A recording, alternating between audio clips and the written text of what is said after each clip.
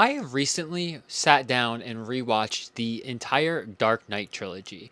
And once again, I found myself completely fucking captivated by Heath Ledger's Joker. Hi.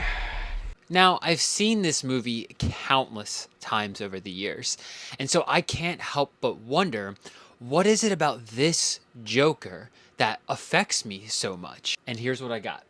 I've always considered Heath Ledger's performance top fucking tier and one of my favorite movie villains. That's never been up for debate.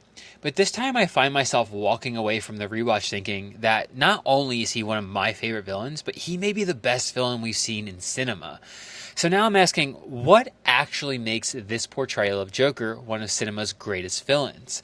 Because when you really think about it, there have been a lot of incredible villains. So what is it about Heath Ledger's Joker that has kept him in the conversation for nearly 20 years? The more I thought about it, the more I realized it wasn't just one thing. It wasn't simply Heath Ledger giving an incredible performance. Although that's obviously a huge part of it. Every aspect of this film is working together to support this version of the Joker. And maybe it's just me, but this feels like a Joker film. And Batman's the supporting character. I mean, the character design of the Joker, the writing, the cinematography, and of course, Heath Ledger's performance all seem to reinforce the exact same magnetic, explosive, and wildly chaotic character that is so captivating from start to finish. The first thing that really stood out to me is that the Joker doesn't just challenge the people around him. He injects himself into the arena and he completely warps the game they're playing. Now, at first, this might seem obvious. Hell, he even states it himself. I took your little plan and I turned it on itself. Introduce a little anarchy. But have you ever noticed how much he contradicts himself? He's trying to disrupt planners, yet he's always the one with the plan. He says he's not a schemer, yet it's his schemes that repeatedly put him in positions of success. On the surface, those ideas don't seem like they should be able to coexist, but they do. And I actually think it's those opposing philosophies that make this version of the Joker so enthralling. Think about it. Almost every major character in The Dark Knight creates a plan to achieve a specific outcome. Bruce wants to save Gotham. Harvey Dent wants to clean up Gotham and bring criminals to justice. Ra's al Ghul wanted to destroy Gotham. And it's not just the characters in these films. Think about it. Thanos wants to wipe out half of all of life. Cersei Lannister wants to secure and protect her family's hold on the Iron Throne.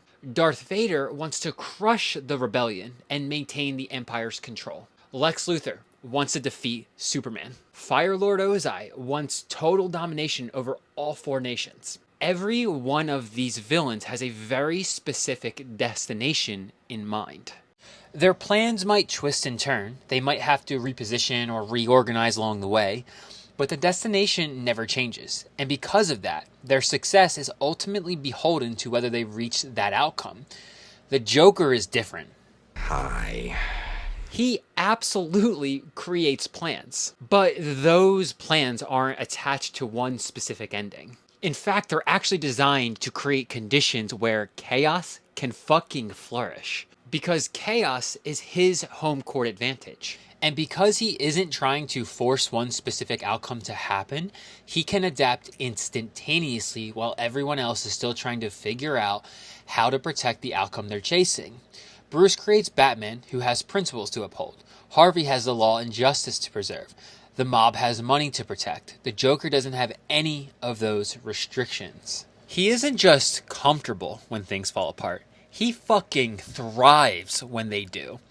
That's why he always feels one step ahead. It has nothing to do with him predicting possible outcomes and staying ahead. And everything to do with the fact that when everything goes off the rails, he isn't held back by a desired destination and restrictions along the way. He simply adapts. So when he tells Harvey, Do I really look like a guy with a plan? I just do things. I actually think he's telling the truth. He's playing a completely different game than everybody else. In his game, scheming is a tool. For everybody else, it's the game. And to me personally, that is phenomenal character design. And the writing is constantly complementing and reinforcing that character design. Take the stories behind his scars. Is it the scars? You want to know how I got them? The first time we hear it, his father was a violent drunk who carved a smile into his face. Then later, at the party, he tells an old man, "You remind me of my father," bringing that story back into the conversation. The next time, it was his wife, and he carved the smile into himself to make her happy. Whether any of those stories are true becomes completely irrelevant, and what becomes clear is that the Joker isn't just crazy. He's incredibly intelligent, and every story seems tailored to the person standing right in front of him, making him almost impossible to read or predict. And it's that combination of intelligence and chaos, knowing just how dangerous he really is, that makes him so captivating to watch. And the reason that combo of writing and character design works so well is because it taps into something much deeper than chaos itself. Heath Ledger's Joker gives form to the potential for chaos within the human psyche.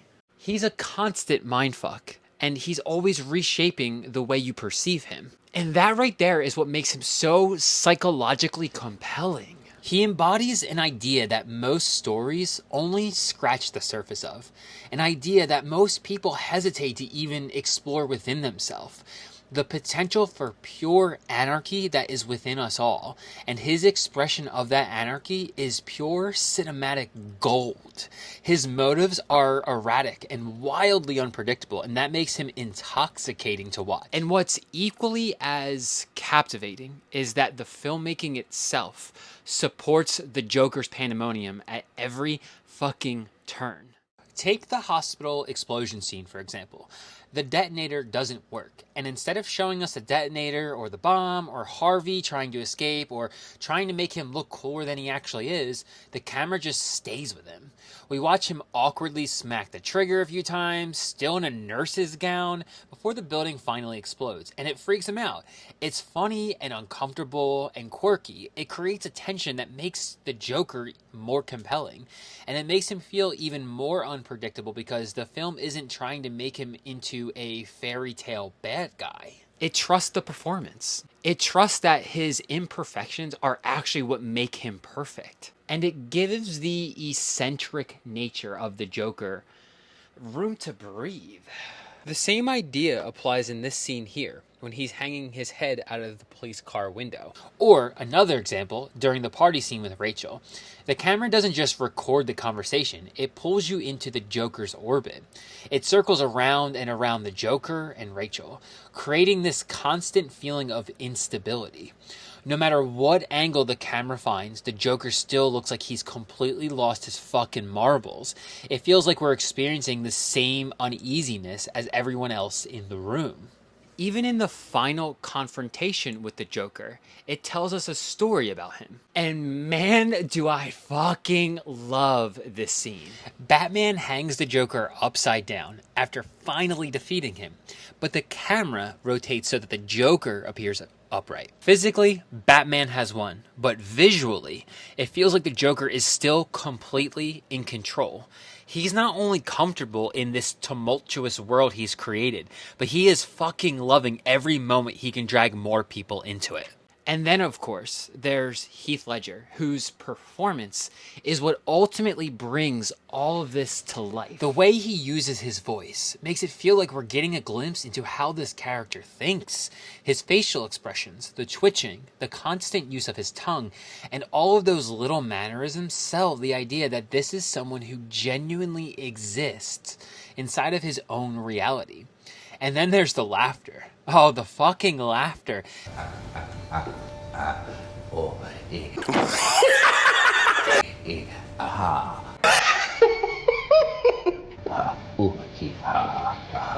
See, madness, as you know, is like gravity.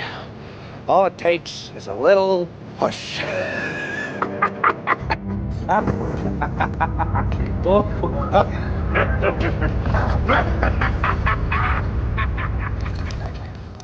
It never sounds forced or theatrical. It sounds like this man is having the time of his fucking life. And somehow, that makes him even more unsettling. And that's why this performance continues to not only endure, but but my appreciation for this villain and Heath Ledger's performance continues to grow. It's not only about the fact that Heath Ledger's performance was fucking legendary. It's that every creative decision commits to building the same character, but from slightly different angles. And by the time all of those pieces finally come together, we're not just watching the Joker create chaos. We're living inside of it. All it takes is a little push.